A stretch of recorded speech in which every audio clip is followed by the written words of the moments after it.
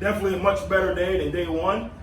That's the plan. You go out every day just trying to get a little bit better, a lot better intensity, a lot better focus. Obviously, we get paid to coach the execution and correct the fundamental mistakes. But the energy and focus, I told the players that they're responsible for that. They brought it today. We kind of established the identity of how we're going to practice as the 2020 Marshall football team. And it's our responsibility as an organization to hold everybody to that, from the way we meet, from the way we take care of our bodies, from the way we stretch, to the way we do walkthrough, the whole thing. So, good day. Obviously, just day two, no pads on, but we saw some guys do some things that were positive for sure. Huff, I noticed like the beginning of practice. You just threw it out there because you're just here today. Okay, go ahead. All right, anyway, I noticed the beginning of practice, there was so much high energy. Was that kind of a point of focus for you guys, just the quickness and keeping the tempo up? Well, I think, I asked the guys that if you love the game, you should be excited to come practice. You're going to practice 10 times more than you'll play. Part of being out here together is bringing the energy. You can make a lot of plays with energy. What does that mean? Well, if we're all running to the ball, we got a chance for good things to happen. If we're all playing with good tempo, we're all locked in. So I challenged them yesterday. I didn't think we had the best energy yesterday. Much better today.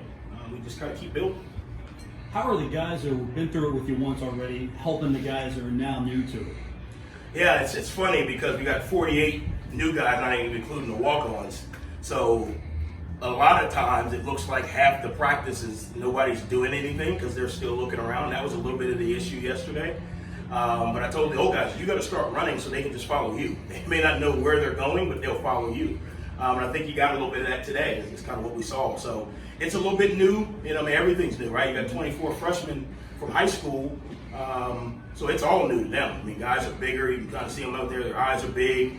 The game moves faster. I think yesterday was probably like anxiety on 10. Today it came down to about a 7.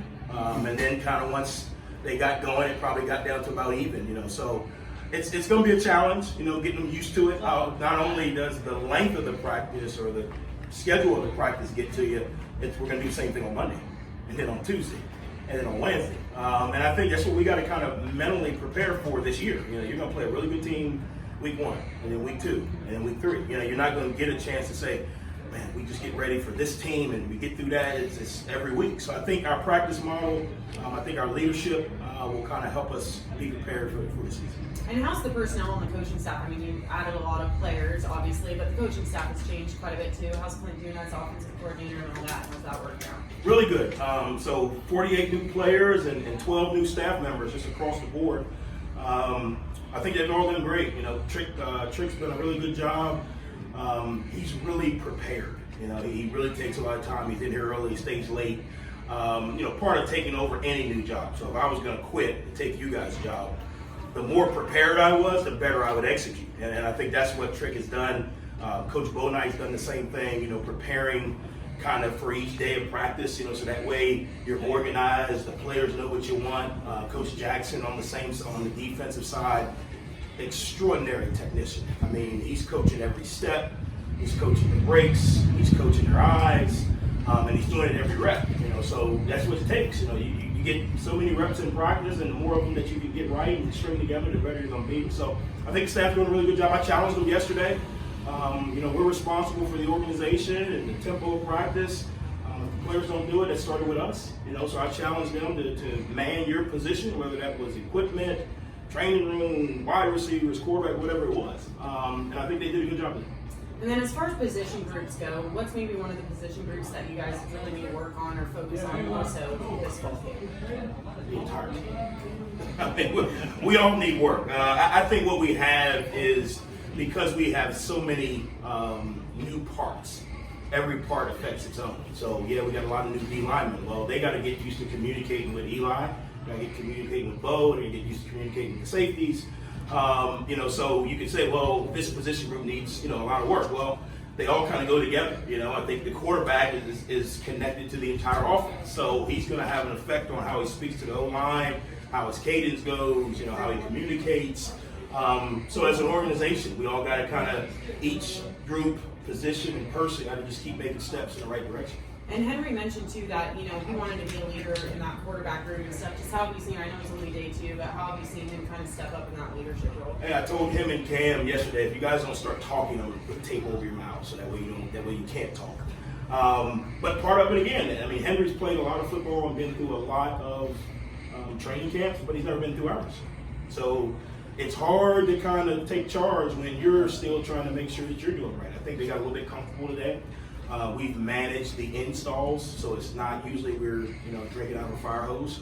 But because of what we were able to accomplish in the summer with him being here, we were able to kind of slow it down a little bit so that they could master what we're asking them to do, and now we can build on that. So I think that helped. And I don't know if the tape over their mouths kind of threatened them, but today they were talking from the meeting on. So they definitely would have stepped forward. And how do you think Cole is doing? I mean, obviously he's brand new, and he's a freshman, he's a young guy, but he does have that last name, so a lot of fans are going to be wondering how he's doing out here. So how do you think he's doing? In the meeting room, he's obviously been coached from a very long time from his family lineage. He's getting stronger. Obviously, all the freshmen are a little weak, so even when he knows where to go with the ball, it takes a little while to get there just from strength.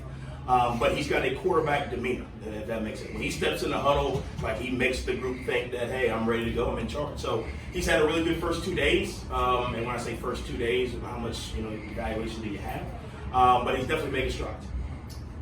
Coach, when you look at this team and a lot of high expectations coming into a new conference, a lot of new, but you look at the offensive line, and that's one of those swing positions that can make or break those expectations. What do you need to see the most out of the next 3 or 4 weeks from that offensive line from a growth standpoint to make sure you don't meet those?